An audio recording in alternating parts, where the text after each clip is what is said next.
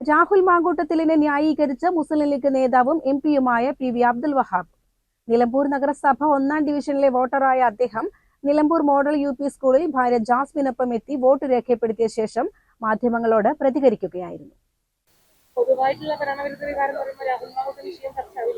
അതൊക്കെ വലിയ കാര്യമൊന്നും എനിക്കൊന്നുമില്ല. അധികം പെണ്ണുങ്ങളും രാഹുൽ മാങ്കൂട്ടത്തിന് അനുകൂലമായിട്ടാണ് പറയുന്നത്. സാധാരണഗതിയിൽ ഇങ്ങനത്തെ ഒരു ഇഷ്യൂ ഉണ്ടാകുമ്പം ഇരക്കെതിരായിട്ട് പൊതുവാരും പറയാറില്ലല്ലോ.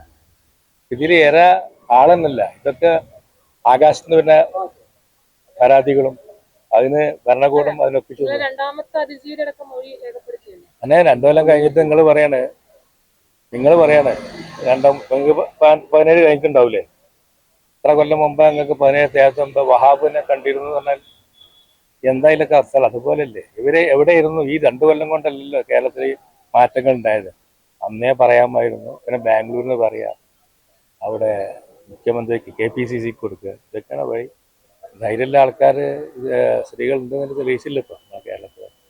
ഇതൊക്കെ ഞാൻ രാഹുൽ മാങ്കൂട്ട ജീവിതത്തിലൊരു ധാർമ്മികമായ എല്ലാ ശരിയെന്ന് ഞാൻ അവകാശപ്പെടുന്നില്ല. പക്ഷേ ഇപ്പം നടക്കുന്ന ഇലക്ഷനോട് ബന്ധിപ്പിച്ച് നടക്കുന്നത് ഈ വ്യക്തിഹത്യയാണ്, അല്ലെങ്കിൽ രാഷ്ട്രീയമായിട്ടുള്ള.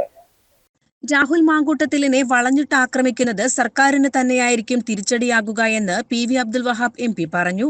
രാഹുൽ വിഷയത്തിൽ അദ്ദേഹത്തെ പിന്തുണയ്ക്കുന്നത് സ്ത്രീകളാണ്. തിരഞ്ഞെടുപ്പ് കാലത്ത് ഇത്തരം കാര്യങ്ങൾ ഉയർന്നു വരുന്നതിന്റെ ഉദ്ദേശം സ്ത്രീകൾക്കടക്കം ബോധ്യമുണ്ടെന്നും വഹാബ് പറഞ്ഞു. ആ വിഷയം തെരഞ്ഞെടുപ്പിൽ UDF ബാധിക്കും? ഒരു നിലക്കും ബാധിക്കൂല. എനിക്ക് തോന്നുന്നത് ഇതേപോലുള്ള സർക്കാർ തലത്തിലുള്ള ഈ ആക്രമണങ്ങൾ നേരെ തിരിച്ചുണ്ടാകുക, ഓപ്പോസിറ്റ് ഉണ്ടാകുക. കാരണം അപ്പോഴും ഒരു MLA ഇത്രയും ഒരാഴ്ചയായിട്ട് ഒളിവിൽ താമസിക്കുകയാണ്. ഇതുവരെ അദ്ദേഹം പുറത്തു വരാൻ ഒരു അല്ല, അയാളെ അനാവശ്യമായി അറസ്റ്റ് ചെയ്യുന്ന അയാൾക്ക് ഫുൾ ബോധ്യം ഉണ്ടാവും. പോയി നിന്ന് നോക്കേണ്ട കാര്യമില്ലല്ലോ. അങ്ങനെ മുൻകൂർ ജാമ്യം കൊടുത്തു അല്ലേ? രണ്ടിലും കൊടുത്തു. അതിന്റെ അർത്ഥം എന്താ? പ്രോസിക്യൂഷൻ പരാജയപ്പെട്ടതല്ലേ? വേണ്ട തെളിവില്ല, സംശയമാണ്.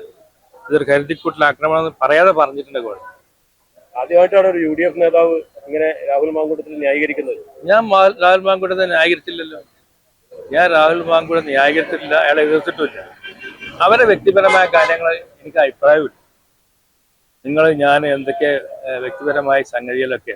പക്ഷെ നിങ്ങൾ പറഞ്ഞ മാതിരി ഒരു MLA അല്ലെങ്കിൽ ഒരു MP നമുക്ക് പൊതു നിർബന്ധമില്ലെങ്കിലും ഒരു കോഡ് ഓഫ് കോണ്ടാക്ട് ഉണ്ട്. അല്ല, ഈ കോൺഗ്രസിലെ നേതാക്കളടക്കം ഈ MLA-ക്കെതിരെ രംഗത്ത് വന്നിട്ടുണ്ട്. VD സതീശൻ ആയിക്കോട്ടെ, അതുപോലെ രാജ്മോഹൻ ഉണ്ണിത്താൻ ആയിക്കോട്ടെ, കോൺഗ്രസ് നേതാക്കൾ തന്നെ.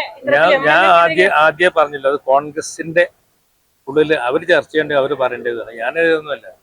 അവരുടെ നേരെ മറിച്ച് എന്റെ പാർട്ടിയിലാണെന്നുണ്ടെങ്കിൽ എനിക്ക് പറയാം. രാഹുലിന്റെ പാർട്ടിയിലായിരിക്കും എന്തായിരിക്കും നിലപാട്?